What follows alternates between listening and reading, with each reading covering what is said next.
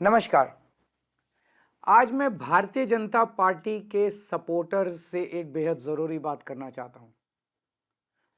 कुछ दिन पहले एक बीजेपी का कट्टर समर्थक मिला, बड़ी हल्की सी गंदी सी स्माइल देके बोला, अरविंद जी अगर आप हार गए तो क्या होगा। मैंने भी मुस्कुराते हुए पूछा, मैंने कहा भाई मेरी छोड़ो, ये बताओ कि अगर मैं हार गया तो तुम्हारा क्या होगा। वो एकदम सकपका गया, बोला मतलब। मैंने कहा भाई ये बताओ तुम्हारे बच्चे कहाँ पढ़ते हैं। बोला सरकारी स्कूल में। मैंने पूछा अब सरकारी स्कूल कैसे हैं। बोला स्कूल तो बहुत अच्छे हो गए, टीचर भी बहुत बढ़िया पढ़ाते हैं, रिजल्ट भी बहुत अच्छे आ रहे हैं। तो मैंने पूछा ये बताओ कि बीजेपी की कितनी राज्यों में सरकार है। बोला 20 राज्यों में।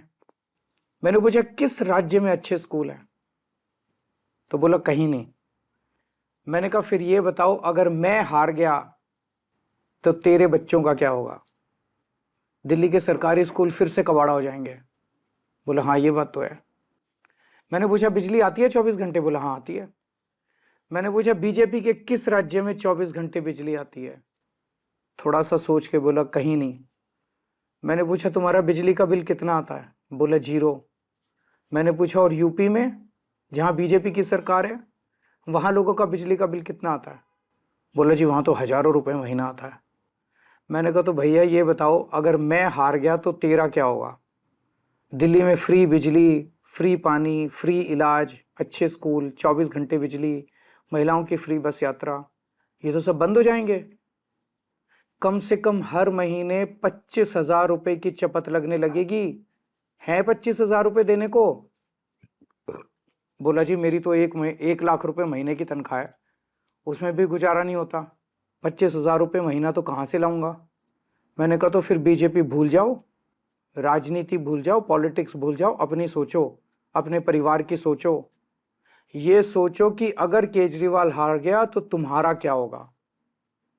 वो संतुष्ट हो गया, बोला सर मैं इस चुनाव में तो आपको वोट दे दूंगा पर मैं बीजेपी नहीं छोड़ूंगा।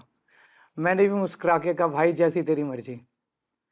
मेरी सभी बीजेपी के सपोर्टर से अपील है कि अगर बीजेपी आ गई तो आपको हमारी सरकार से मिलने वाली सारी सुविधाएं बंद हो जाएंगी। मोटे मोटे तौर पे 25,000 रुपए हर महीने की चपत लगने लगेगी।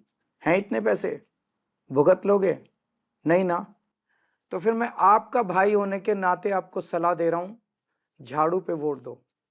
आप चाहे अपनी पार्टी मत छोड़ो, लेकिन इस चुनाव में झाड़ू पे वोट दे दो।